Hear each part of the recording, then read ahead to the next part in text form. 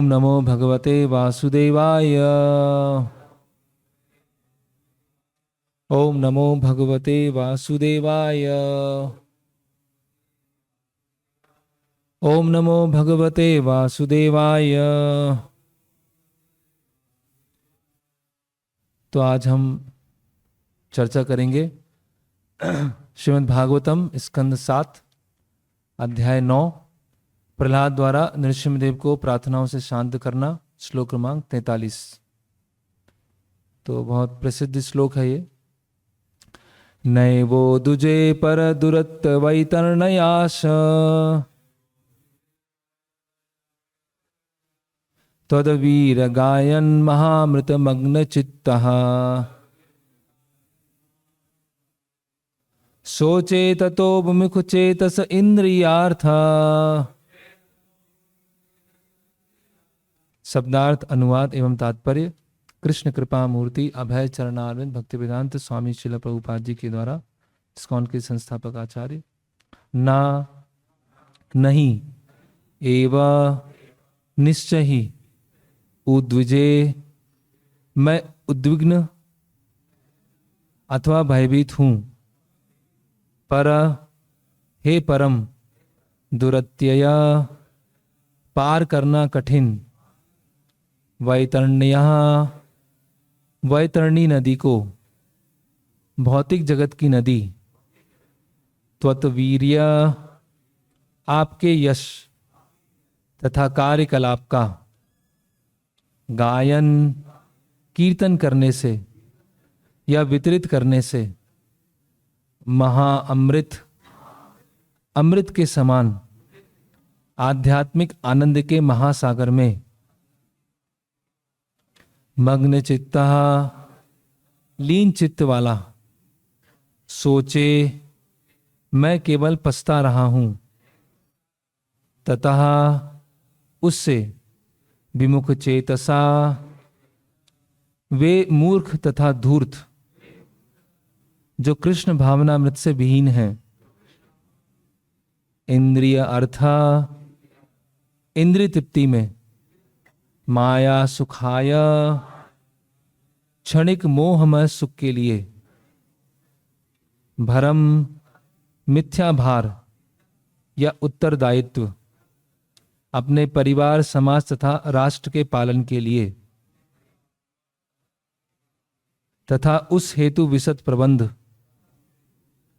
उद्वहतः, उठाए हुए, इस प्रबंध के लिए महान योजनाएं बनाकर, विमूढ़ान, यद्यपि वे धूर्तों तथा मूर्खों के अतिरिक्त कुछ नहीं हैं,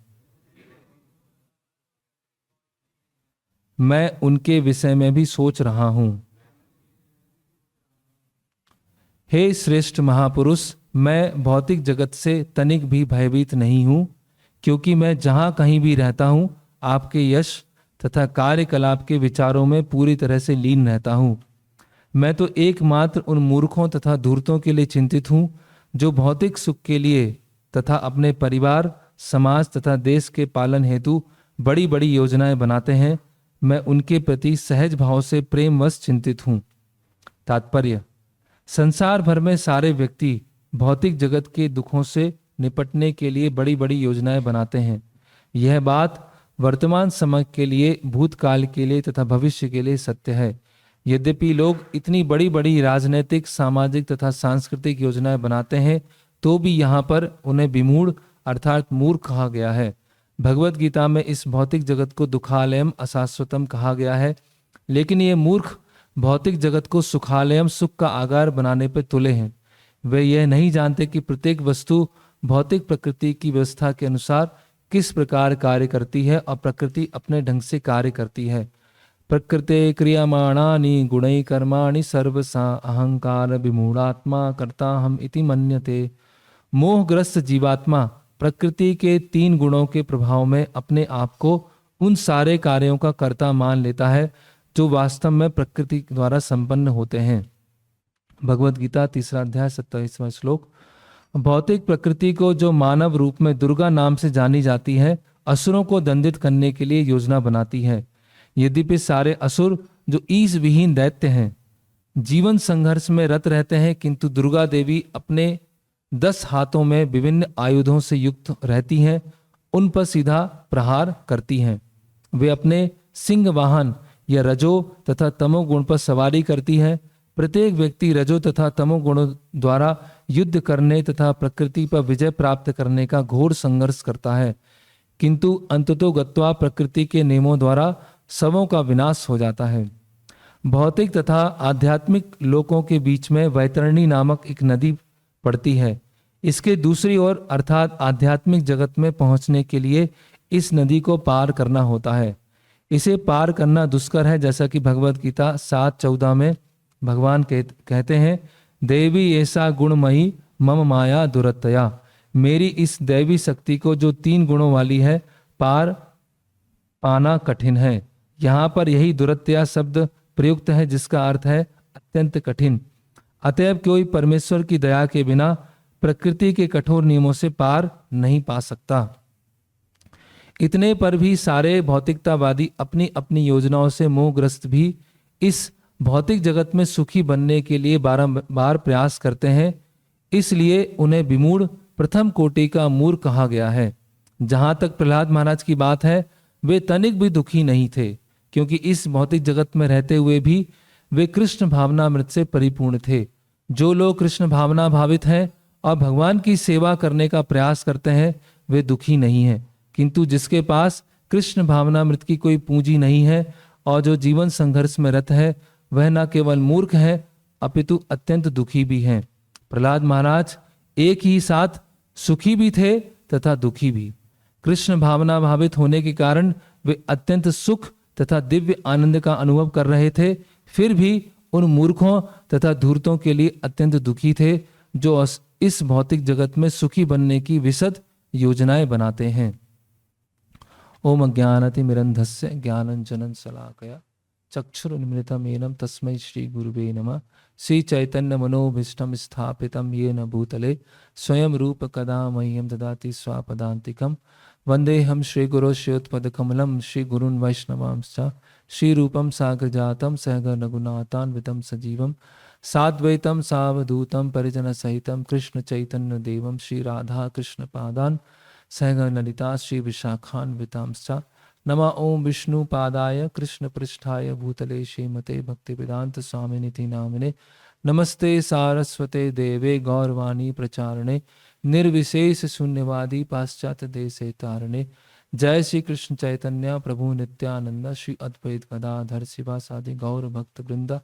हरे कृष्णा कृष्णा कृष्णा हरे हरे, हरे राम राम राम हरे हरे। तो ये बहुत प्रसिद्ध श्लोक है और इसमें ऐसे प्रभुपाद समझा रहे हैं कि प्रहलाद महाराज एक साथ सुखी भी है और दूसरी तरफ दुखी भी है। सुखी इसीलिए है तद वीर गायन महामृत मग्न चित्ता, कि आपके जो गुणगान है, अमृत रूपी जो गुणगान है, या जो गुणगान का जो अमृत है, उसमें मेरा जो चित्त है वो पूरी तरह से क्या हो गया है, मग्न हो चुका है। तो इस तरह से प्रहलाद महाराज क्या है, पूरी तरह से सुखी है, किसी भी तरह का कोई दुख नहीं है। लेकिन सोचे तथो विमुख चेतस इंद्रियार्थ, लेकिन उनको बहुत क्या हो रहा है, दुख हो रहा है ना। सोचे, मैं केवल पछता रहा हूं। बहुत दुख क्या है कि जो लोग इंद्रिय तृप्ति में डूबकर बहुत सारी अलग अलग योजनाएं बना रहे हैं सुखी होने के लिए, उनकी मूर्खता को देखकर मुझे बहुत क्या हो रहा है, दुख हो रहा है। भरम उद्वहतो विमूढ़ान, विमूढ़ान, एक मूढ़ान होता है, एक विमूढ़ान। विमूढ़ान मतलब पूरी तरह से मूर्ख, है ना। तो भक्तों का ये एक, जो भगवान के महान भक्त होते हैं, उनका एक मूड होता है कि वो अपनी जो भगवान के प्रति साधना कर रहे हैं, सेवा कर रहे हैं, उससे वो जीवन में पूरी तरह से संतुष्ट होते हैं। उनको किसी भी चीज़ की कमी महसूस नहीं होती है कि भक्ति में आने के बाद या भक्ति करते हुए मेरे जीवन में कुछ कमी है और जब ये कमी पूरी हो जाएगी तब मुझे आनंद प्राप्त होगा। और जब मुझे ये कमी है उसके कारण क्या है, मैं बहुत दुखी हूं। ऐसा भक्तों के साथ में नहीं होता है। क्यों नहीं होता है? तद वीर गार्यन महामृत मग्न चित्ता, क्योंकि पूरी तरह से जो भगवान के गुणगान में जो आनंद प्राप्त होता है वो जो समुद्र के समान है ना। भक्ति रस अमृत सिंधु, जो एक सिंधु के समान है, उस सिंधु में वो भक्त लोग क्या है, पूरी तरह से डूबे हुए हैं और उसमें इतने आनंदित हैं कि उनके जीवन में किसी भी तरह की कोई कमी का अनुभव नहीं हो रहा है ना। लेकिन फिर भी उनको एक कमी है, फिर भी उनको एक दुख है। क्या दुख है? कि जो मूर्ख लोग हैं, धूर्त लोग हैं, आसुरी प्रवृत्ति के लोग हैं, वो अपना जीवन व्यर्थ गंवाकर इंद्रिय सुख के लिए प्रयास कर रहे हैं, तो उनका उद्धार कैसे हो, वो कैसे भगवान की शरण में आ पाए, इसके लिए वो साथ साथ में दुखी भी है।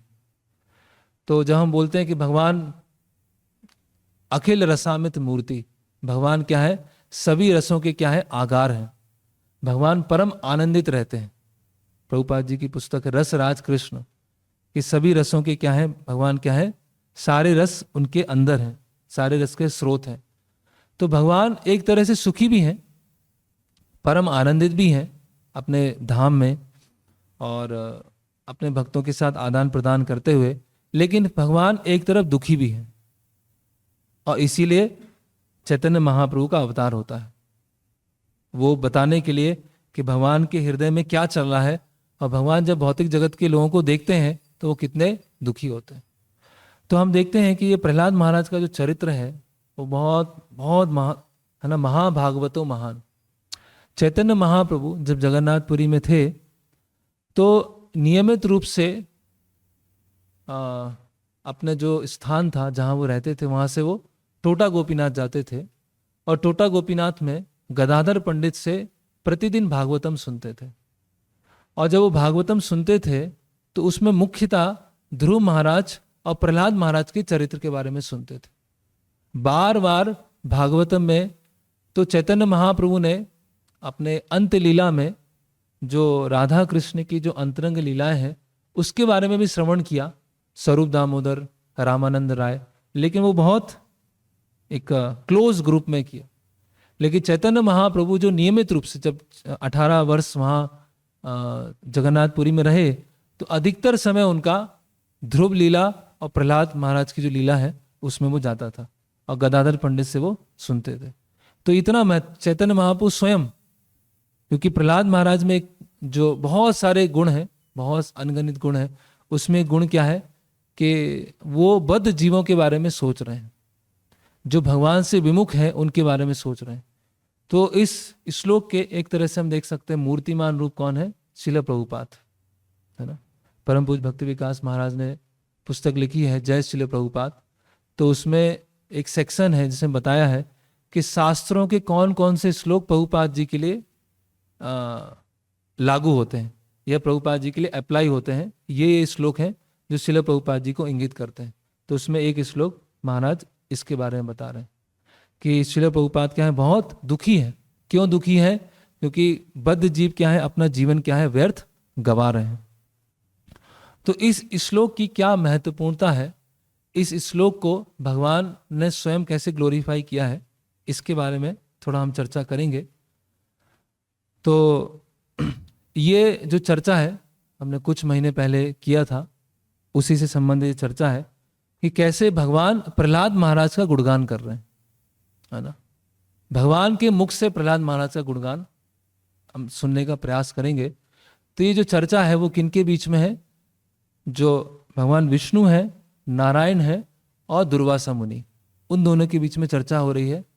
जो दुर्वासा मुनि है उन्होंने अम्बरीश महाराज के प्रति बहुत बड़ा अपराध किया है, और जो सुदर्शन चक्र है दुर्वासा मुनि का पीछा कर रहा है।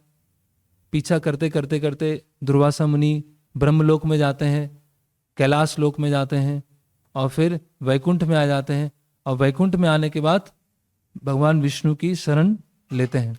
शरण लिया नहीं है, उनसे ये याचना करते हैं कि सुदर्शन चक्र से मेरी रक्षा कराइए। तो जो संवाद होता है उस संवाद में भगवान प्रहलाद महाराज का क्या गुणगान करते हैं, क्योंकि भगवान जो गुणगान करेंगे वो क्या है, परफेक्ट है। वो अपने आप में कंप्लीट है।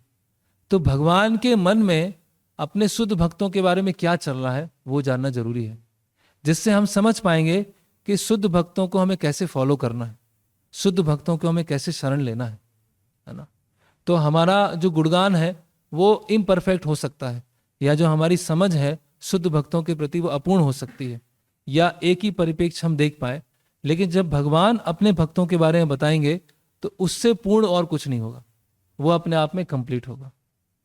तो यहां पर दुर्वासा मुनि भगवान से पूछते हैं कि भगवान ये बताइए कि आप जो हैं वैष्णवों के प्रति आपका कितना प्रेम है, आप वैष्णवों से प्रेम क्यों करते हैं, आप वैष्णवों के प्रति आपका क्या अफेक्शन है। क्योंकि भगवान ने क्या बोला है, अहम भक्त पराधीनो ही स्वतंत्र इव दुजा साधु विग्रस्त हृदयो भक्तिर भक्त जना प्रिय, है ना। तो दुर्वासा मुनि मदद मांगने आए हैं। अब भगवान बोलते हैं अहम भक्त पराधीनो, मैं कुछ कर नहीं पाऊंगा, मैं तो अपने भक्तों के पराधीन हूं, मैं तो अपने भक्तों के अंडर में रहता हूं। अहम भक्त पराधीनो ही स्वतंत्र इव दुजा, मैं स्वतंत्र नहीं हूं। साधु विग्रस्त हृदयो, भक्तों ने क्या किया है, मुझे अपने हृदय में कैद करके रखा है। भक्तिर भक्त जना प्रिय, मुझे केवल अपने भक्त प्रिय नहीं है, जो भक्तों के भक्त हैं वो और अधिक प्रिय हैं। ऐसा भगवान दुर्वासा मुनि को बोलते हैं। तो दुर्वासा मुनि बहुत चिंतित हैं, पास में सुदर्शन चक्र खड़ा हुआ है, और दुर्वासा मुनि भगवान का क्रोध एक तरह से शांत करने के लिए प्रश्न करते हैं कि भगवान आपका जो भक्तों के प्रति प्रेम है उसके बारे में थोड़ा सा बताएंगे क्या है। तो भगवान वहां बोलते हैं कि मेरा एक नाम क्या है, आत्माराम, मैं अपने ही में ही आनंदित रहता हूं, और मेरे जो भक्त हैं उनका भी एक नाम है आत्माराम। आत्मारामस्य चा मुनियो निर्ग्रंथि अपि उरूप क्रमे कुर्वन्ति अहेतुकिम भक्ति इत्थम बुध गुणो हरि। ये भागवतम के प्रथम स्कंद के 8वें अध्याय में बताया गया है कि जो आत्माराम है, जो प्रकृति के 3 गुणों से ऊपर उठे हुए हैं, जो अपने आत्मज्ञान में या आत्मा के स्तर पर स्थित होने के कारण आनंदित है, वो भी क्या है, मेरे गुणों को सुनकर मुझसे आकर्षित होते हैं। तो ये श्लोक क्यों बताया गया है कि भगवान का जो रूप है, गुण है, या भगवान की जो स्थिति है प्रकृति के 3 गुणों से परे है। जो प्रकृति के 3 गुणों से परे है वो प्रकृति के 3 गुणों में रचा जो स्थित है उससे क्यों आकर्षित होगा। जो प्रकृति के 3 गुणों से ऊपर उठ चुका है वो प्रकृति के अंतर्गत रहने वाले किसी व्यक्ति से क्यों आकर्षित हो। तो जो आत्माराम है किन से आकर्षित होते हैं, भगवान के गुणगान से आकर्षित होते। तो भगवान बताते हैं कि मैं जो आनंदित होता हूं, मेरा आनंद क्या है, बहुत बड़ा है, और जो मेरे भक्त आनंदित होते हैं आत्माराम अवस्था में, उनका आनंद क्या है, एक समुद्र की बूंद के समान है। लेकिन मेरा जो ये आनंद है, ये जो मैं आनंदित होता हूं, वो अपूर्ण है मेरे भक्तों के संग के बिना। हालांकि मैं आनंदित हूं, लेकिन फिर भी मुझे कमी अनुभव होती है। क्यों अनुभव होती है, क्योंकि जब तक भक्त मेरे साथ आदान प्रदान नहीं करते हैं, जो भक्त हैं मेरी सेवा नहीं करते हैं, मुझसे प्रेम नहीं करते हैं, तो वो आनंद क्या होता है, अधूरा होता है ना। तो दुर्वासा मुनि सोचते हैं कि भगवान आनंदित है फिर भी उनको कमी अनुभव हो रही है, ऐसा कुछ समझ में नहीं आया। तो भगवान देखते हैं कि दुर्वासा मुनि को अभी समझ में नहीं आ रहा है चीज।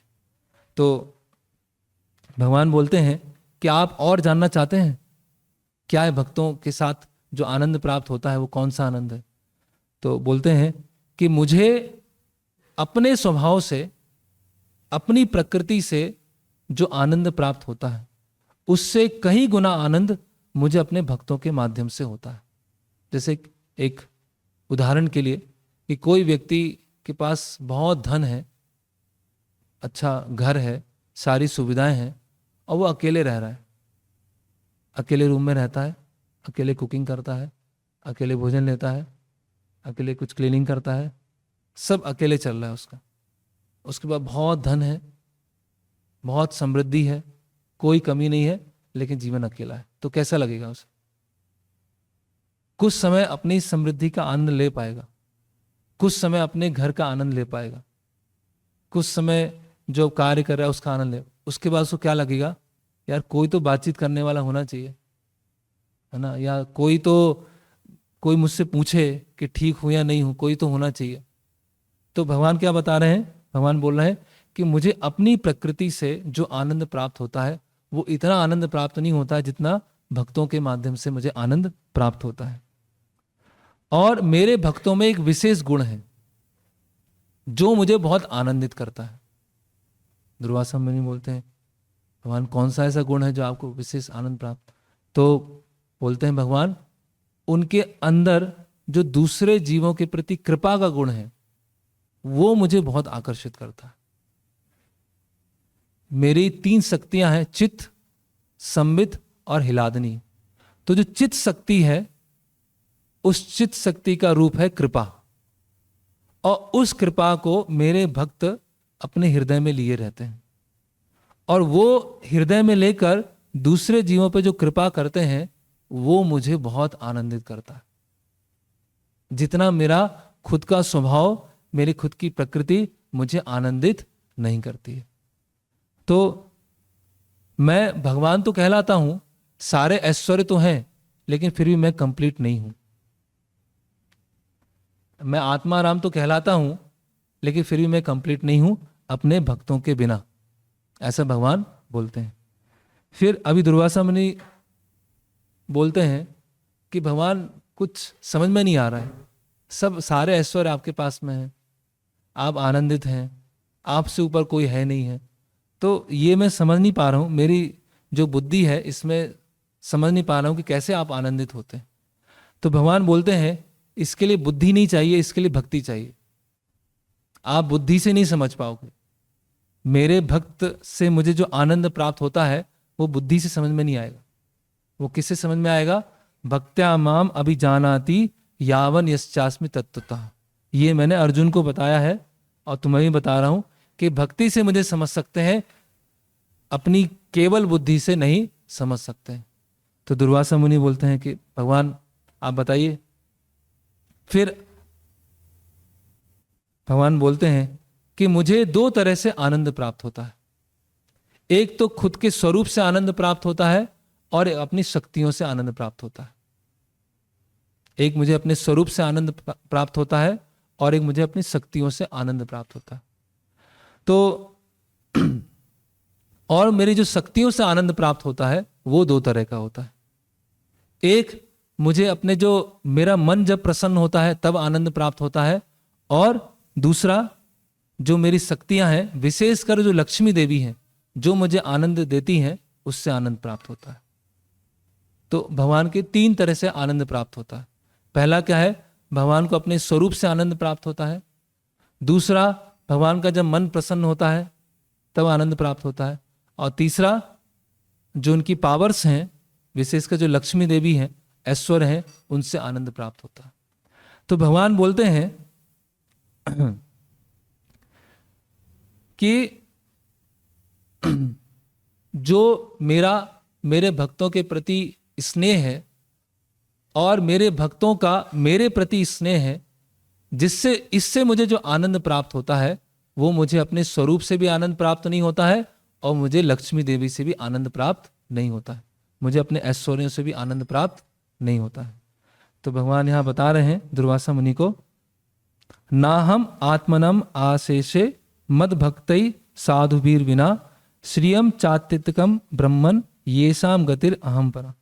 कि हे ब्राह्मण, बिना साधु पुरुषों के, ऐसे साधु पुरुष जिनके जीवन का लक्ष्य केवल मैं हूं, मुझे खुद का आनंद से लेना देना नहीं है और अपने जो ऑपुलेंस है, यहां तक कि वैकुंठ है, वो ही मुझे आनंद नहीं देता है जब तक वो जो साधु पुरुष हैं उनके साथ आदान प्रदान नहीं होता है। तो अब दुर्वासा मुनि धीरे धीरे समझने का प्रयास कर रहे हैं कि भगवान क्या बताना चाह रहे हैं, भक्तों से ऐसे क्या विशेष आनंद प्राप्त होता है ना। तो फिर भगवान बोलते हैं, देखिए, एक स्वभाव होता है, जब तक किसी का मन खुश नहीं है तब तक वो खुश नहीं रहता है। अगर व्यक्ति बहुत सुंदर है और उसका मन खुश नहीं है तो वो खुश नहीं होगा। अगर व्यक्ति के पास बहुत सारी संपत्ति है लेकिन मन खुश नहीं है तो वो खुश नहीं होगा। तो उसी तरह से अगर मेरे साथ सारे ऐश्वर्य हैं लेकिन मेरा मन खुश नहीं है तो कैसे खुश होऊंगा मैं? और लक्ष्मी देवी हैं, इतना सब ऐश्वर्य है, लेकिन मेरा मन खुश नहीं है तो कैसे खुश होऊंगा? तो दुर्वासा मुनि बोलते हैं कि ये पहली बार सुना मैंने।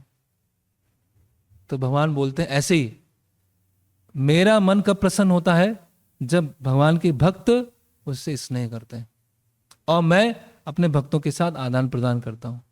तो सारे ऐश्वर्य हैं, लक्ष्मी देवी हैं, मेरा सच्चिदानंद रूप है, फिर भी वो मुझे आनंद प्रदान नहीं करता है। तो भगवान बोलते हैं ना तथा में प्रियतम आत्मयोनि न शंकरा ना चा संकर्षणो ना श्री नैवात्मा यथा भवान। तो भगवान बोल रहे हैं कि मेरे भक्तों का ही प्रेम है जिसके कारण मेरे गुणों का क्या होता है? गुणगान होता है। अगर मेरे भक्त मेरी सेवा नहीं करेंगे, अगर मेरे भक्त मुझसे प्रेम नहीं करेंगे तो मेरी जितनी शक्तियां हैं, मेरा गुणगान है, वो सब क्या हो जाएगा? एक तरह से समाप्त हो जाएगा। तो मेरे भक्तों की महानता के कारण मेरी महानता है। इस तरह से भगवान अपने भक्तों के बारे में बता रहे हैं, बोल रहे हैं कि हे उद्धव, ना तो ब्रह्मा जी, ना शिव जी, ना शंकरशन, ना लक्ष्मी देवी मुझे उतना, और मैं खुद मुझे आनंद प्राप्त होता है जितना मुझे तुमसे आनंद प्राप्त होता है, जितनी तुम्हारी सेवा से आनंद प्राप्त होता है। तो दुर्वासा मुनि बोलते हैं कि भगवान ये श्लोक तो आपने उद्धव जी के लिए बोला, सबके लिए थोड़ी बोला है। अभी दुर्वासा मुनि बार बार आर्ग्यूमेंट कर रहे हैं। तो भगवान बोलते हैं देखो, ये जो मैंने बोला है उस शब्द से मत समझो, उसके पीछे जो अर्थ है वो समझने का प्रयास करो कि मैं अपने भक्तों का सोचकर इतना आनंदित हूं कि जो मुझे सामने दिखे उद्धव जी, उनका नाम मैंने ले लिया। तो ना तो शंकर, ना तो शिव जी, ना लक्ष्मी देवी, ना शंकरशन मुझे कोई आनंद प्रदान कर पाते हैं। कौन आनंद प्रदान कर पाता है? जो मेरे भक्त हैं, और उनमें से एक भक्त हैं उद्धव जी। इस तरह से बोलते हैं। मैं वृंदावन में हूं तो अपने भक्तों के सहयोग के बिना मैं आनंद नहीं ले सकता हूं। अगर मैं द्वारिका में हूं तो उद्धव और पांडवों के बिना मैं आनंद नहीं ले सकता हूं। अगर मैं अयोध्या हूं तो हनुमान और अन्य भक्तों के बिना मैं आनंद नहीं ले सकता हूं। तो मेरा जो आनंद है वो मेरे भक्तों के ऊपर निर्भर है। मेरा आनंद मेरे ऐश्वर्य पर निर्भर नहीं है। ओके, अब ये मुख्य बिंदु आता है प्रहलाद महाराज का। तो दुर्वासा मुनि बोलते हैं कि भगवान, आपने थोड़ी देर पहले बताया कि भगवान जो आपके भक्तों के हृदय में जो कृपा होती है उससे आप बहुत आनंदित होते हैं। तो थोड़ा ये कृपा के बारे में बताएंगे कि भक्तों के हृदय में क्या कृपा होती है। तो भगवान बोलते हैं कि मैं बार बार अवतार लेता हूं, बार बार यहां पर आता हूं, जो बद्ध जीव हैं उनका उद्धार करना चाहता हूं, लेकिन लोग मेरी बात भी नहीं सुनते हैं। मेरे अवतार लेने के बाद भी फिर भी वापस नहीं आते हैं। तो मेरे कार्य को करने के लिए भगवान के जो भक्त हैं इस भौतिक जगत में आते हैं, या मेरे कार्य को करने के लिए भौतिक जगत में जो भक्त होते हैं वो कार्य करते हैं, है ना। बहुत सारे जीव जो मुझसे दूर जा चुके हैं, वो दूर रहने के कारण क्या है, बहुत दुखी हैं, और उनके दुख को देखकर मैं दुखी होता हूं, और उस दुख को देखकर मेरे भक्त दुखी हो जाते हैं, और फिर मेरे भक्त सोचते हैं कि ये जो जीव हैं उनको कैसे वापस लाया जाए। इसके बारे में वो जीव सोचते रहते हैं। ये उनके अंदर क्या होती है, करुणा होती है। तो बहुत कुछ जीव होते हैं जो मेरे दुख को समझ पाते हैं, और मेरे दुख को समझने के कारण वो क्या करते हैं, जो दुखी जीव हैं उनको वापस लाने का प्रयास करते हैं। अभी ये भगवान भक्तों के हृदय में क्या करुणा होती है वो दुर्वासा मुनि को समझा रहे हैं। तो ये मुझे अट्रैक्ट करता है। ये भगवान को क्या अट्रैक्ट करता है, खुद के बारे में सोचना नहीं अट्रैक्ट करता है।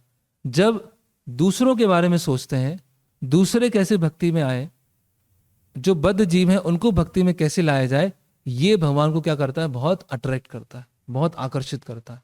और भगवान क्या है, अपने आप को रोक नहीं पाते। अभी आगे आएगा कि मैं प्रहलाद के बारे में ही सोचता रहता हूं। प्रहलाद के अलावा मैं और किसी का मेरा चिंतन ही नहीं है। क्यों? क्योंकि प्रहलाद दूसरे जीव कैसे भगवान की शरण में आए, इसके बारे में प्रहलाद महाराज विचार कर रहे हैं। ओके, तो अभी दुर्वासा मुनि जब सुनते हैं भगवान से ये, तो उनके हृदय में थोड़ा सा कुछ परिवर्तन आना चालू होता है कि मैं अपने बारे में सोच रहा था, मैं सब जगह भाग रहा था, और अभी भी मैं अपने बारे में सोच रहा हूं कि मुझे सुदर्शन चक्र से बचाओ। और भगवान बोल रहे हैं कि इतने महान भक्त हैं जो अपने बारे में सोचते ही नहीं है। कहाँ मेरी स्थिति है जो खुद के बारे में सोच रहा हूं, वैकुंठ में आके भी खुद के बारे में सोच रहा हूं, और कहाँ भगवान के महान भक्त हैं जो अपने बारे में सोचते नहीं। तो अभी दुर्वासा मुनि को धीरे धीरे पता चल रहा है भक्तों की महिमा के बारे में। फिर भगवान बोलते हैं, कभी कभी जब मैं बद्ध जीवों को देखता हूं कि वो आने के लिए तैयार नहीं है, मेरे पास आने के लिए तैयार नहीं है, तो मैं वापस चला जाता हूं। और फिर ऐसा, हालांकि भगवान कृपा करना चाहते हैं, भगवान यहां बोलते हैं, फिर मेरी जो कृपा हो जाती है वो रुक जाती है। वो मेरी जो कृपा है बद्ध जीवों के ऊपर रुक जाती है, फिर मैं उनको कृपा देना नहीं चाहता हूं। लेकिन जो मेरे भगवान के भक्त, जो मेरे भक्त हैं, वो मेरी कृपा को दूसरे जीवों को देना चाहते हैं। बता रहे हैं कि जो भक्तों का हृदय होता है वो एक झील के समान होता है। वो झील में क्या है, उनकी भक्ति की परिपक्वता है, और उस झील में कमल लगे हुए हैं, और उस कमल से क्या है, शहद गिर रहा है। तो वो शहद क्या है, कृपा के समान, वो मर्सी के समान। तो जो भगवान के भक्त होते हैं, जिनका हृदय एक झील के समान है, जिसमें बहुत सारे कमल लगे हुए हैं, और उस कमल से शहद गिर रहा है, तो उसका जो स्वाद ले रहे हैं, तो भगवान के भक्त सोचते हैं कि इसका स्वाद दूसरे क्यों ना ले, इसको दूसरे को क्यों ना दे। तो मैंने अपनी कृपा को रोक दिया, लेकिन मेरे जो भक्त हैं मुझसे भी अधिक दयालु होकर दूसरों को कृपा देना चाहते हैं। ये मुझे, जब मैं इसके बारे में देखता हूं, तो मैं अपने भक्तों के और ज्यादा ऋणी हो जाता हूं। तो भगवान बोलते हैं, हालांकि मेरे भक्तों के हृदय में जो कृपा है वो मेरी ही कृपा का एक दूसरा रूप है, लेकिन दोनों में क्या है, अंतर भी है। क्या अंतर है कि मैं कृपा देना बंद कर दूं, लेकिन मेरे भगवान, जो मेरे भक्त हैं, वो कृपा देना बंद नहीं करते। और जहां अब मेरे भक्त हैं कृपा देना चाहते हैं, वहां मुझे विवश होकर अपनी कृपा देना ही पड़ता है। और जहां मेरे भक्त अगर कृपा देना नहीं चाहे, वहां मैं अपने आप को भी पीछे कर लेता हूं। तो प्रहलाद महाराज बोल रहे हैं, भगवान बोलते हैं, my mercy follows the mercy of my devotees. मेरी कृपा किस पे आती है, अगर किसी शुद्ध भक्त की नजर पड़ गई तो भगवान उस पर कृपा दे दे, है ना। तो इसीलिए मैं अपने, तो मेरे जो महान भक्त हैं वो आध्यात्मिक परिवार को बढ़ाने का प्रयास करते रहते हैं। Because great devotees help to increase my spiritual family, in this way I am eternally in their depth. मैं उनका ऋणी हो जाता हूं, और ऋणी होने के कारण उनके ऋण को मैं चुका नहीं पाता हूं। क्यों, क्या कर रहे हैं भगवान के भक्त, मेरा जो आध्यात्मिक परिवार है उसको बढ़ाने का प्रयास कर रहे हैं, है ना। अभी क्या होता है कि भगवान के नेत्रों में आंसू आ जाते हैं जब भगवान ये बोल रहे हैं कि मेरे भक्त जो हैं इस तरह से कृपा देते हैं, मैं कृपा देना बंद कर देता हूं लेकिन मेरे भक्त कृपा देते हैं, तो भगवान नारायण के आंखों में आंसू आ जाते हैं। तो दुर्वासा मुनि सोचते हैं कि ये भगवान को क्या हो गया। अब धीरे से पूछते, भगवान आप ऐसे रो क्यों रहे हैं, आपके आंसू क्यों आ गए। तो भगवान बोलते हैं कि मैं एक अपने महान भक्त है उसको स्मरण करके मुझे अश्रु आ गए। तो दुर्वासा मुनि बोलते, कौन है ऐसे भक्त जिनका स्मरण करके आपको अश्रु आ गए। तो बोलते हैं वो है हंस के समान प्रहलाद महाराज।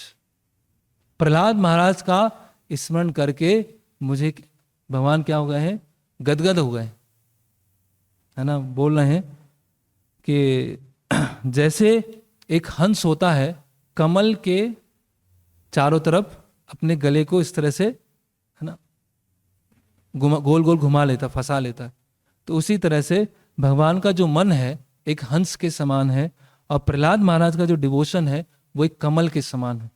तो उस कमल रूपी जो भक्ति है प्रहलाद महाराज की, उसके चारों तरफ जो भगवान नारायण का जो मन है हंस की तरह, उन्होंने इस तरह से घेर लिया है और प्रहलाद महाराज का वो स्मरण कर रहे हैं।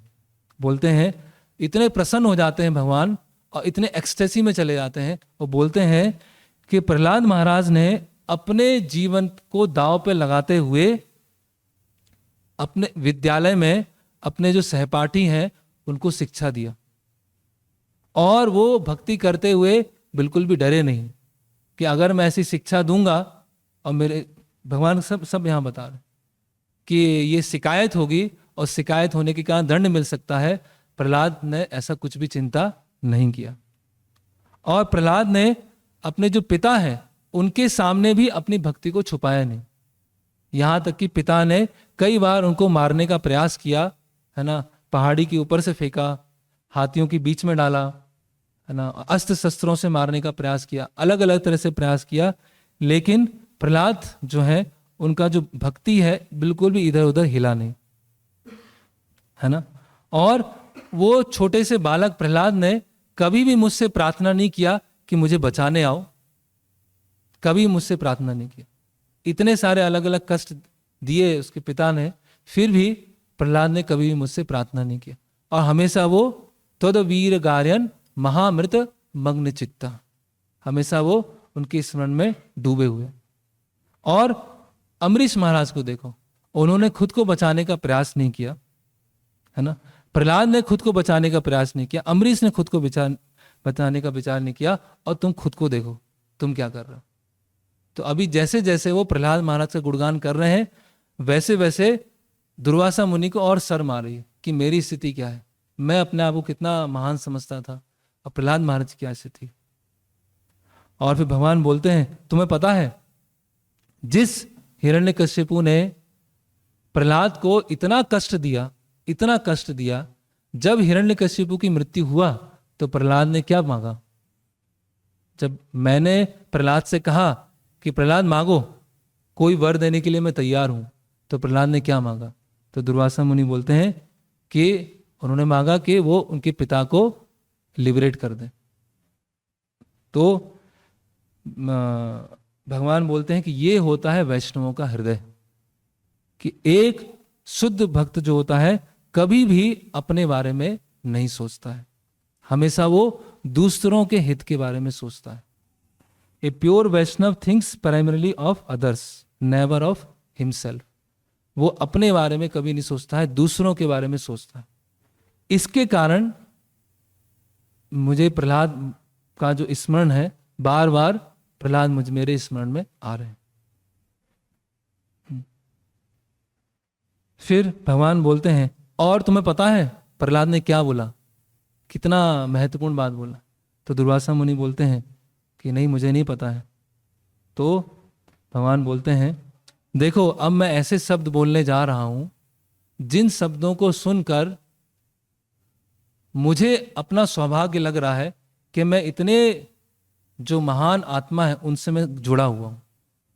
प्रहलाद जैसे इतने महान चरित्रवान भक्त हैं, प्योर सोल हैं, उनके ये शब्दों को सोचकर मुझे अपने ऊपर क्या हो रहा है, गर्व हो रहा है कि मैं कितने अच्छे प्योर सोल से जुड़ा हुआ हूं। तो दुर्वासा मुनि बोलते हैं ऐसे कौन से शब्द हैं जिनको सुनकर आपको ऐसा लग रहा है, खुद के प्रति सौभाग्य लग रहा है कि मेरा सौभाग्य हो गया क्योंकि मेरा कनेक्शन किससे है, प्रहलाद महाराज से। तो भगवान क्या बोलते हैं, ये श्लोक, नैवो दुजे पर दुरत्त वैतरण्यास तद वीर गार्यन महामृत मग्न चित्ता सोचे ततो विमुख चेतस इंद्रियार्था माया सुखायम भरम उद्भवतो विमूढ़ान। ये श्लोक भगवान बताते हैं दुर्वासा मुनि को कि ये प्रहलाद महाराज के शब्द सुनने के बाद मुझे खुद पे गर्व हो गया है कि मैं प्रहलाद महाराज से कनेक्टेड हूं, मैं प्रहलाद महाराज से जुड़ा हुआ। और भगवान बोलते हैं इनको बोलते हैं भक्त, इसको बोलते हैं भक्त जो अपने जीवन में खतरा लेते हुए भी, जीवन में मुश्किल लेते हुए भी, जीवन में रिस्क लेते हुए भी मेरा गुणगान करता है और अपने मोक्ष की कोई परवाह नहीं करता है।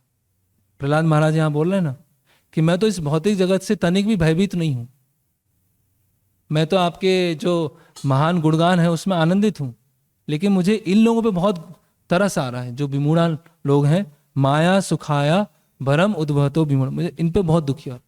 तो यहाँ बताते हैं भगवान कि ये वास्तव में महान भक्त होते हैं। ये भक्त होते हैं जो अपने बारे में ना सोचकर, अपने डिस्कम्फर्ट के बारे में ना सोच के, अपने दुख के बारे में ना सोचकर वो मेरा जो गुणगान है ऐसे बद्ध जीवों के बीच में करना चाहते हैं। तो इस इंसिडेंट से हम समझ सकते हैं कि भगवान का किन भक्तों के प्रति विशेष प्रेम होता है, विशेष लगाव होता है, जो भगवान का जैसे बोलते हैं प्रेम प्रचार और पाषाण दलन, कि नित्यानंद प्रभु क्या करते हैं, प्रेम का प्रचार करते हैं और अब सिद्धांत है उनका खंडन करते हैं। जैसे बताया जाता है कि everything is fair in love and war, प्रेम और युद्ध में क्या है, प्रेम और युद्ध में सब कुछ जायज है, उसमें कोई, तो भगवान के प्रति प्रेम और माया से युद्ध, ये दोनों साथ में चल रहे हैं। भगवान के प्रति प्रेम विकसित करना है और माया से युद्ध करना है।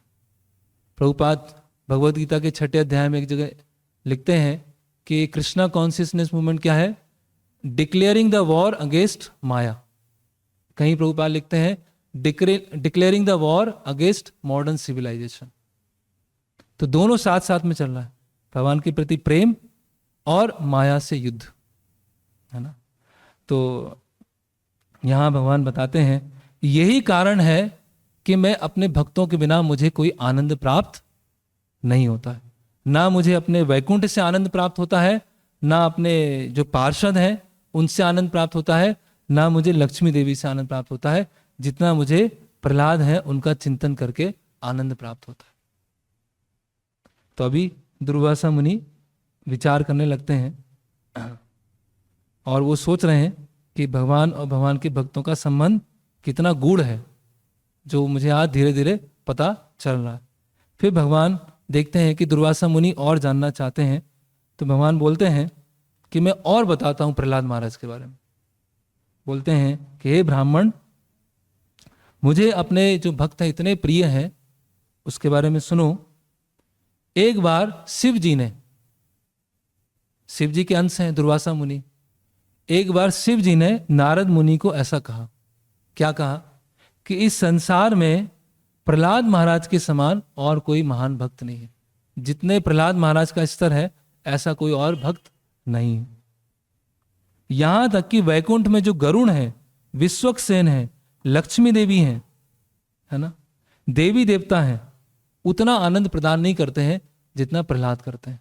और भगवान बोल रहे हैं कि मेरा शरीर व्यर्थ है ना, अगर इसके माध्यम से मैं प्रहलाद महाराज का गुणगान नहीं करूं या मैं प्रहलाद महाराज को देखूं नहीं, है ना। और मैं अपने शरीर को भी क्या समझता हूं, वर्थलेस समझता हूं। अगर प्रहलाद महाराज को देखूं तो उसको भी मैं नगण्य समझता हूं।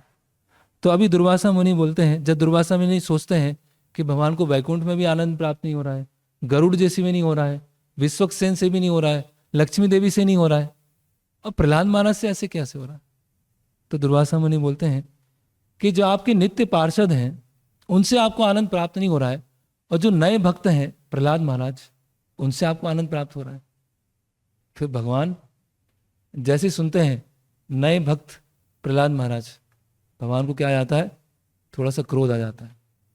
कैसे आप उनको नए भक्त बोल रहे हैं बोल रहे हैं यहाँ पर कि I am repeatedly hearing from you how even new devotees like Prahlad Maharaj are dear to you then your eternal associate. तो भगवान अब फिर से भगवान को मौका मिल गया प्रहलाद महाराज का गुणगान करने के लिए। भगवान बोलते हैं कि हाँ, मेरे जो नित्य पार्षद हैं, शंकरषण हैं, गरुड़ जी हैं, विश्वक्सेन हैं, वो मेरी एक निष्ठ भक्ति में स्थित हैं, है ना। लेकिन प्रहलाद महाराज में एक विशेष गुण है, ये भी मेरे महान भक्त हैं, इनसे मैं संतुष्ट हूं, ये भी भक्ति में निष्ठ हैं, लेकिन फिर भी प्रहलाद महाराज में एक विशेष गुण है। क्या विशेष गुण है कि उन्होंने अपना सुख सैक्रिफाइस करके बद्ध जीवों को मेरी शरण में लाने का प्रयास किया। उन्होंने अपनी लाइफ का रिस्क लेकर अन्य जीवों को मेरी शरण में लाने का प्रयास किया। लेकिन भगवान बता रहे हैं, नित्य पार्षद जो हैं प्रसन्न कर रहे हैं, भक्ति में स्थित हैं, लेकिन जो विशेष रूप से प्रसन्न कर रहे हैं वो इसलिए कर रहे हैं, these devotees sacrifice all comforts and attachments just to attain me. इन्होंने सारी आसक्तियां, सारे कंफर्ट्स मुझे प्राप्त करने के लिए छोड़ दी और अन्य जीवों को लाने के लिए उसके लिए रिस्क लिए। तो इस तरह से हम समझ सकते हैं, जिन भक्तों ने प्रभुपाद लीला में पढ़ा होगा तो ये गुण जो है प्रभुपाद जी का गुण है। प्रभुपाद जी की हम पुस्तकें पढ़ें, है ना, और प्रभुपाद लीला में पढ़ें तो कम से कम एक चीज तो आ जाएगी कि अब चुपचाप नहीं बैठना है, शांति से नहीं बैठना है, कुछ ना कुछ तो किसी को बताना ही है, कोई ना कोई बुक किसी को देना है, कुछ ना कुछ हमें प्रचार करना है। तो जो प्रभुपाद की जो पुस्तकें हैं, प्रभुपाद का जीवन है, उसमें क्या है, एक प्रचार की क्या है, अग्नि जैसा है ना।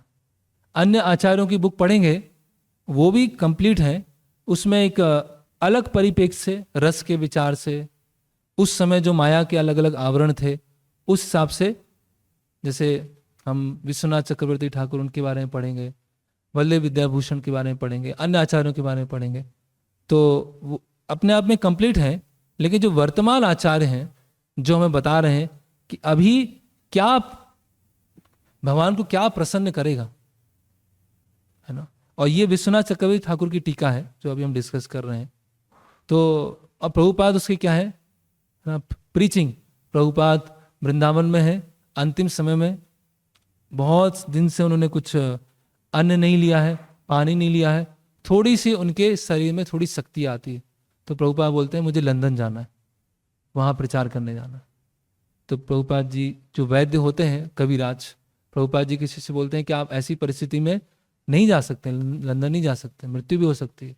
तो प्रभुपाद बोले कि मैं कुरुक्षेत्र में युद्ध करते हुए मरना चाहता हूँ, मैं बैटल फील्ड पर शरीर छोड़ना चाहता हूँ, बैटल फील्ड को छोड़कर कहीं कहीं अपने शिविर में रहूंगा, वहां अपने प्राण त्यागना नहीं चाहता।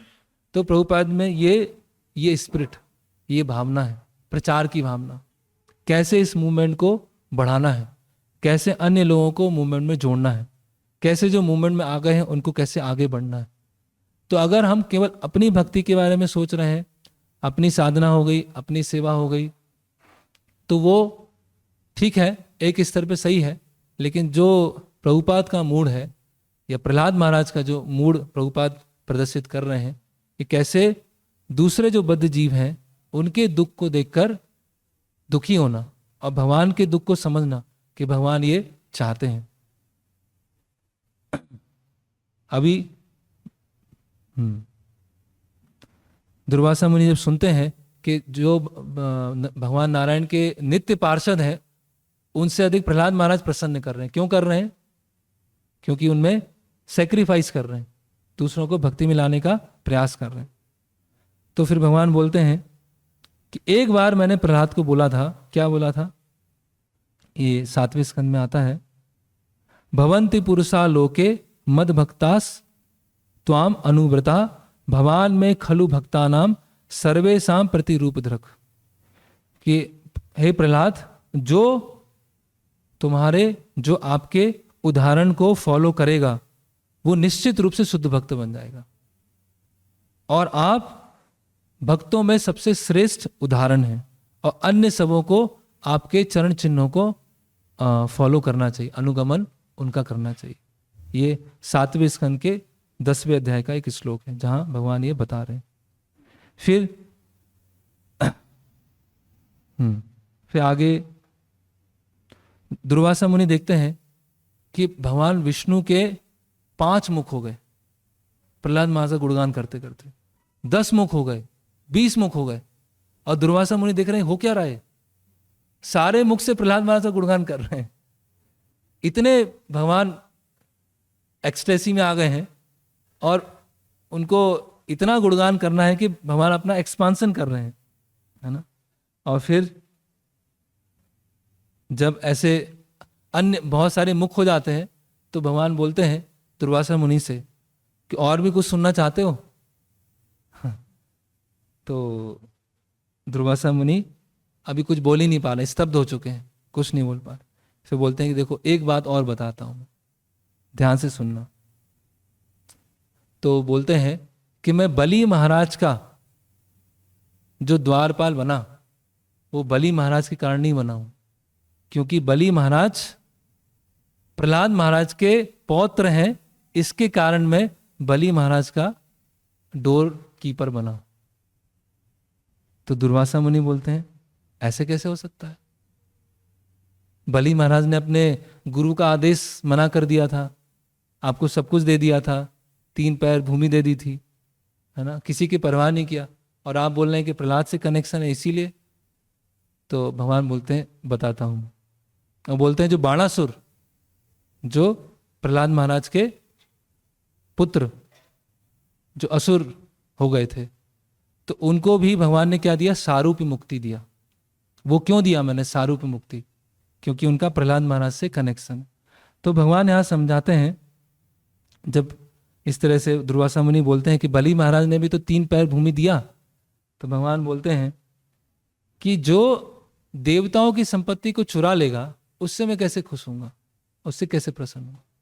जो अपने वचन को पूरा नहीं कर पाएगा उससे कैसे प्रसन्न होऊंगा? अभी ये तत्व रस विचार से चल रहा है, ऐसा नहीं है कि बलि महाराज से प्रसन्न नहीं है ना। और कोई मुझे अगर 3 पैर भूमि दे देगा तो मैं क्या उससे प्रसन्न हो जाऊंगा? 3 पैर भूमि देने से कोई प्रसन्न हो जाऊंगा? तो दुर्वासा मुनि बोलते हैं तो क्यों आप डोर कीपर क्यों बने फिर? तो बोलते हैं क्योंकि Bali Maharaj was a relative of my devotee and an object of my devotees loving grace. तो बलि महाराज क्या है? मेरे भक्त के क्या है? एक संबंधी है, और मेरे भक्त के क्या है? कृपा पात्र है। इसीलिए बलि महाराज का क्या बना मैं? ये डोर कीपर बना। फिर दुर्वासा मुनि बोलते हैं लेकिन बाणासुर को जो आपने सारूप्य मुक्ति दिया वो तो शिव जी के कारण दिया ना। शिव जी आए वहां पर रोकने के लिए, अनिरुद्ध के साथ युद्ध हुआ बाणासुर का, शिव जी आए, शिव जी ने रोका, तो शिव जी के कारण हुआ। बोले नहीं, शिव जी के कारण नहीं हुआ, ये प्रहलाद महाराज के कारण हुआ, है ना। प्रहलाद महाराज से संबंध होने के कारण मैंने सारे अपराधों को, सारे पाप को जो बाणासुर ने उनको क्षमा कर दिया, है ना। तो इस तरह से जो बलि महाराज हैं और जो बाणासुर हैं वो दोनों के प्रति मेरा स्नेह क्यों है? क्योंकि वो प्रहलाद महाराज से संबंधित है ना। फिर दुर्वासा मुनि बोलते हैं कि भगवान एक प्रश्न पूछ सकता हूं आपसे? 1-to-1 लेक्चर चल रहा है, और फिर दुर्वासा मुनि बोलते हैं कि एक प्रश्न पूछूं मैं? तो भगवान बोलते हैं पूछिए, क्या प्रश्न? तो बोलते हैं कि देवी देवता तो आपको कभी कभार बीच बीच में देखते रहते हैं, बलि महाराज तो हमेशा देखते हैं, आप द्वारपाल बने हैं, और वैकुंठ के जो वासी हैं, नित्य नित्य जो आपके पार्षद हैं, वो भी हमेशा आपको देखते रहते हैं। लेकिन प्रहलाद महाराज तो आपको देखते ही नहीं है, वो तो स्मरण ही करते हैं बस। देवी देवता कभी कभी बीच बीच में देख लेते हैं, वैकुंठ के वासी देख लेते हैं, बलि महाराज रोज ही देख रहे हैं डोर कीपर में, और प्रहलाद महाराज तो दर्शन नहीं कर, वो तो स्मरण कर रहे हैं। तो फिर प्रहलाद महाराज कैसे ऊपर हो गए? फिर प्रहलाद महाराज कैसे महान भक्त हो, है ना। तो भगवान दुर्वासा मुनि के थोड़े नजदीक आते हैं, बोलते हैं कि आप समझ नहीं पाओगे इसे, है ना। बोलते हैं कि प्रहलाद महाराज में इतनी दीनता है, वो क्या बोलते हैं कि भगवान मैं तो आपको कभी कभार ही स्मरण करता हूं, जब मैं विपत्ति में होता हूं तब स्मरण करता हूं, मैं वास्तव में आपका भक्त हूं ही नहीं। जो आपकी जो वास्तव में भक्त है वो तो हनुमान जी हैं, गरुण है। मैंने तो आपके प्रति कोई सेवा किया ही नहीं, ना तो आपके प्रति कोई सेवा किया, और स्मरण किया कब किया? जब कोई विपत्ति आई तब स्मरण किया। तो भगवान बोलते हैं कि ये प्रहलाद महाराज के जो ये प्रहलाद महाराज की जो दीनता है, ये प्रहलाद महाराज की जो दीनता है, इसको मैं सुनकर और ज्यादा प्रसन्न हो रहा हूं कि प्रहलाद महाराज क्या बोल रहे हैं, मैंने कोई सेवा किया ही नहीं। और स्मरण भी कब किया, जब जब दुविधा में था, है ना। तो ये प्रहलाद महाराज का जो स्मरण है, जो पूरा ब्रह्मांड है उसकी परतों को भेदते हुए ये मेरे लोक तक पहुंच जाता है उनका स्मरण। और मेरा जो प्रहलाद महाराज का स्मरण है, ब्रह्मांड की पूरी 8 लेयर है, उसको भेदते हुए वैकुंठ तक पहुंचता है और डायरेक्ट मेरे हृदय तक पहुंचता है प्रहलाद महाराज का स्मरण। और फिर मैं अपने आप को रोक नहीं पाता कि मेरा भक्त है, मेरा स्मरण कर रहा है। और प्रहलाद महाराज कहाँ है? हरिवर्ष में है। जब जम्बूद्वीप आता है, जम्बूद्वीप में अलग अलग वर्ष हैं, तो एक हरिवर्ष है, और हरिवर्ष में नरसिम्हदेव रहते हैं। नरसिम्हदेव अलग अलग वर्षों में अलग अलग भगवान का रूप वहां रहता है। तो प्रहलाद महाराज नरसिम्हदेव का स्मरण करके और नरसिम्हदेव को प्रार्थना करके इतने प्रसन्न हो जाते हैं कि नरसिम्हदेव उनके सामने हैं, उनके सामने प्रार्थना कर रहे हैं, और इतने प्रसन्न है कि उनको लगता है कि मैं इतना अयोग्य हूं, तो भगवान मेरे सामने है या एक इल्यूजन चल रहा है, एक ड्रीम चल रहा है। तो भगवान बोलते हैं कि प्रहलाद महाराज हमेशा अपने हृदय में मेरे दर्शन कर रहे हैं और हृदय के बाहर हरिवर्ष में मेरे दर्शन कर रहे हैं। लेकिन वो इतने आनंदित हैं और उनके अंदर इतनी विनम्रता है कि मैं उनके सामने खड़ा हूं और वो सोचते हैं कि पता नहीं ये स्वप्न तो नहीं चल रहा है। इस तरह से भगवान वहां बताते हैं।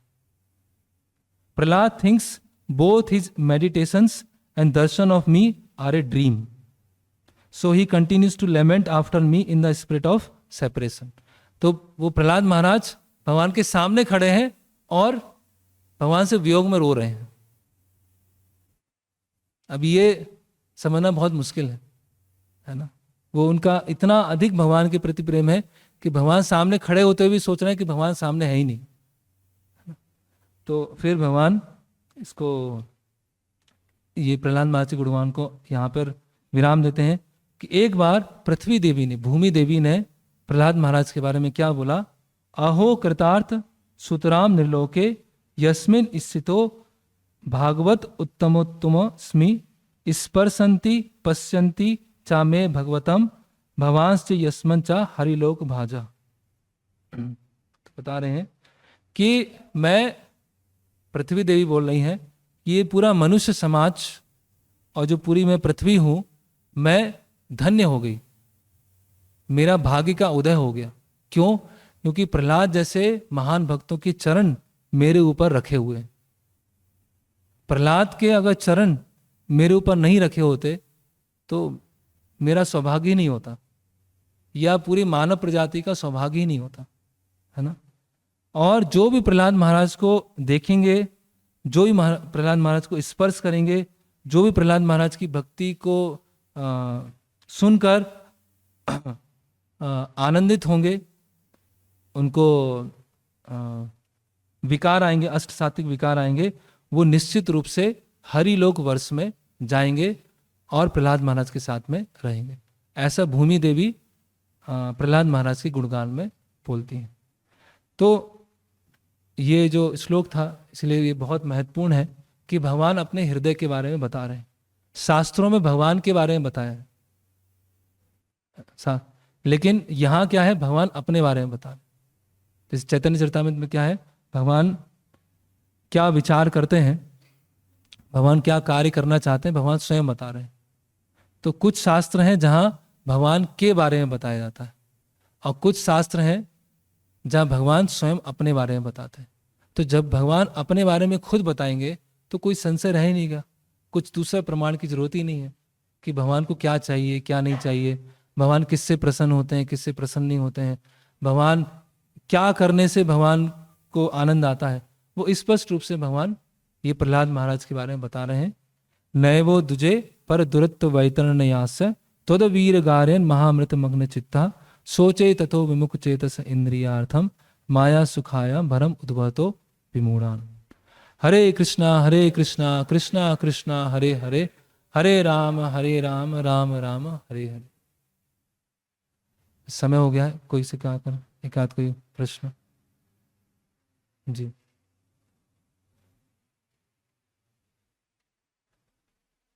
माइक दे दीजिए। हरे कृष्ण प्रभु जी। हरे कृष्ण। प्रभु जी, गीता में भगवान बोलते हैं कि भक्त्या माम अभिजानाति जावान जस्मसि तत्वतः। हाँ और जो निर्विशेषवादी होते हैं जी। उनको भगवान का समझ नहीं होता है, हाँ भगवान के धाम के ऊपर भी वो विश्वास नहीं करते हैं, यस और वो उनका पहुंच ब्रह्म तक रहता है, उसका यस। ऊपर नहीं। तो दुर्वासा मुनि कैसे पहुंच गए? कैसे पहुंचे उधर? हाँ और अगर पहुंच भी गए तो भगवान के श्रीमुख से भक्तों का इतना गुणगान सुनने के बाद वो क्या उसके बाद भक्त बन गए कि ऐसे ब्रह्मवादी ही रहे? हाँ। तो पहला प्रश्न है कि जो ब्रह्मवादी हैं, योगी हैं, दुर्वासा मुनि वैकुंठ कैसे पहुंच गए, है ना? तो जब ब्रह्मलोक में गए दुर्वासा मुनि, तो ब्रह्मा जी ने कहा कि मैं कुछ नहीं कर पाऊंगा, आप शिव जी के पास में जाइए। तो शिव जी के पास में जाते हैं, शिव जी बोलते हैं मैं कुछ नहीं कर पाऊंगा, आप वैकुंठ में जाइए, वैकुंठ में आपको भगवान मिलेंगे। तो जो प्रश्न आपने पूछा वो प्रश्न दुर्वासा मुनि ने भगवान से पूछा था कि मैं तो भक्त नहीं हूं, मैंने तो कोई साधना नहीं किया, तो मैं वैकुंठ में आपके दर्शन कैसे हो गए? तो भगवान ने बोला क्योंकि शिव जी ने आपको बोला था, शिव जी ने बोला था कि वैकुंठ जाओ और वैकुंठ में भगवान मिलेंगे, और आपने शिव जी की बात को माना।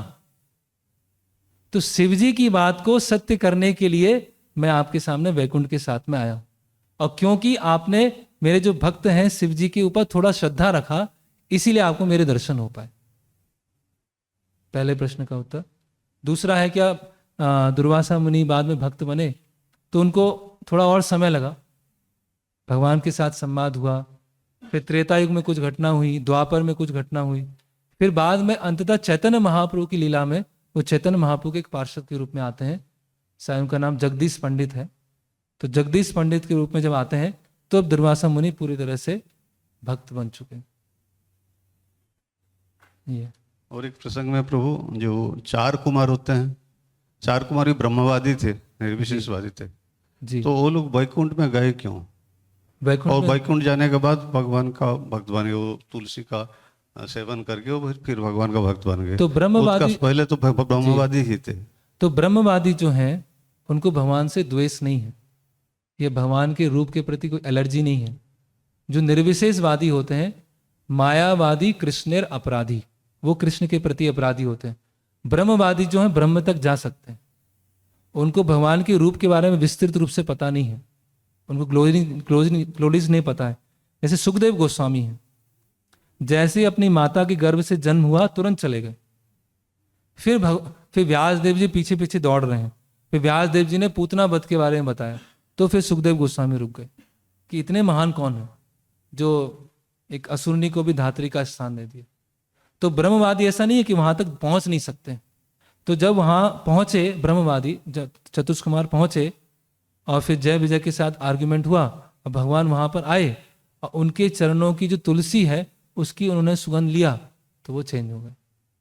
तो आज का ब्रह्मवादी जैसे बहुत है ही नहीं, तो वो छोड़ दीजिए, ब्रह्मवादी कोई है ही नहीं, अधिकतर निर्विशेषवादी या मायावादी है। भागवतम में वर्णन है कि उनके 4 कुमार अपने जोग शक्ति से बल पर वो वैकुंठ लग गए हैं। हाँ, उसको योग शक्ति बोल सकते हैं। ब्रह्मवादी हैं तो तपस्या तो किया है, योग तो किया है। ठीक है। हरे लेकिन कृष्ण। वैकुंठ में जाना अपने आप में पर्याप्त नहीं है। जब वैकुंठ चेतना नहीं होगी तो वैकुंठ पहुंच के वैकुंठ नहीं पहुंच पाएंगे। दुर्वासा मुनि वैकुंठ में है लेकिन पूरे चिंतित हैं यहाँ पर। तो जो चतुष कुमार पहुंचे हैं, जब तक उन्होंने जो तुलसी का सुगंध नहीं लिया तब तक वो भक्त नहीं बने अभी तक। तो वैकुंठ पहुंचना ना पहुंचना वो अपने आप में, अभी श्रीरंगम मंदिर है वो वैकुंठ है ना, ऐसे भू वैकुंठ है बहुत सारे। तो वहाँ हर जो दर्शनार्थी वहाँ जाते हैं वो जरूर नहीं वैकुंठ में जाते हैं। जब तक वो वैकुंठ चेतना नहीं होगी, यहाँ का जो ब्रज धाम है 84 कोस का, वो भी भगवान का धाम है, लेकिन हम उस चेतना से नहीं जा रहे हैं। तो धाम में जाना इतना महत्वपूर्ण नहीं है, उस चेतना से जाना वो महत्वपूर्ण है।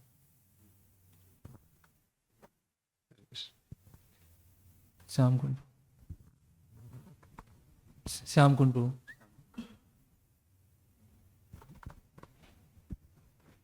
प्रभु जी ये डिवोटीज के अलग अलग ग्रेडेशंस आते हैं ना, इनसे बढ़कर ये है आई थिंक भागवतामृत में, हाँ हाँ तो उसमें गोपीज का लेवल हाँ। सबसे एग्जॉल्टेड है। सबसे। तो जैसे यहाँ पर प्रहलाद महाराज का जो गुण जो दिख रहा है कि वो दूसरों के लिए चिंता है कि उनको कैसे भगवत भक्ति मिल भक्ति सके, में होगा।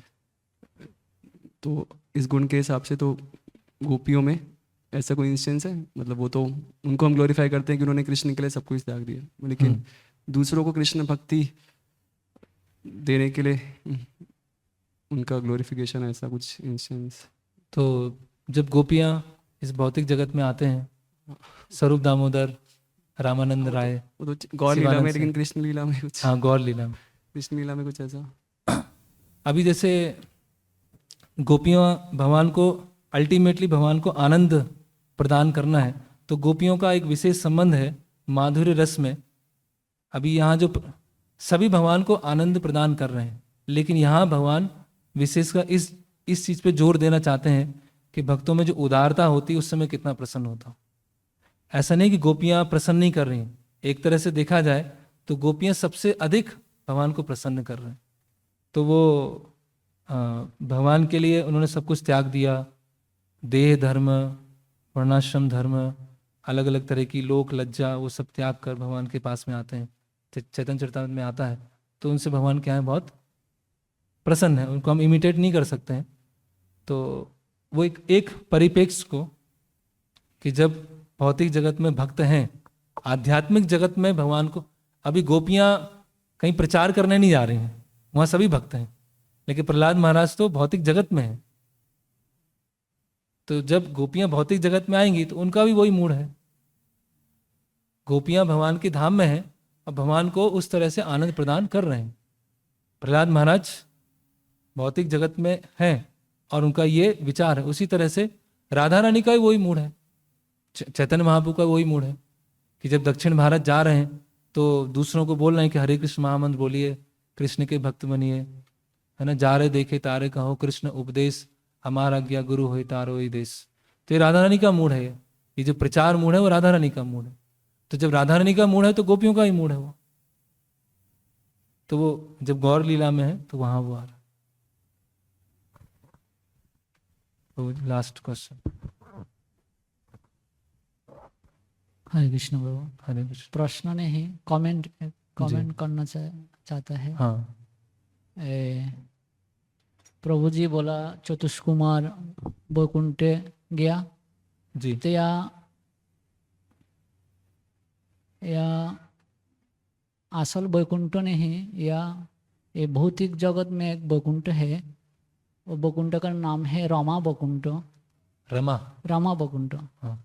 भगवान लक्ष्मी देवी का बहुत प्रसन्न होगा और लक्ष्मी देवी का गिफ्ट दिया या हाँ। जैसा भारतवर्ष से ब्रिटिश शासन करता है और कोलकाता उनका राजधानी करा, असल राजधानी ब्रिटिश में। हाँ। इधर एक राजधानी है। ऐसा भगवान उनका भक्तों का सेवा के संतुष्ट होकर गिफ्ट दिया इस जगत में लक्ष्मी देवी का। तो यह रमा वैकुंठ बोला, रमा वैकुंठ भागवत में देखा सकता है, मेंशन है, प्रभुपाद बोला। तो ये प्रभु जी बता रहे कि जो लक्ष्मी देवी को उपहार रूप में दिया रमा वैकुंठ, वहां पर चतुष्कुमार पहुंचे थे, वो भी वैकुंठ ही है। और अल्टीमेटली वो वैकुंठ के दरवाजे पे पहुंचते हैं और भगवान के गुणों से फिर आकर्षित हो जाते हैं। ओके, हरे कृष्णा कृष्णा कृष्णा हरे हरे, हरे राम राम राम हरे हरे। श्री प्रहलाद महाराज की जय, श्री नरसिंह भगवान की जय, श्रील प्रभुपाद की जय, श्रीमद् भागवतम की जय।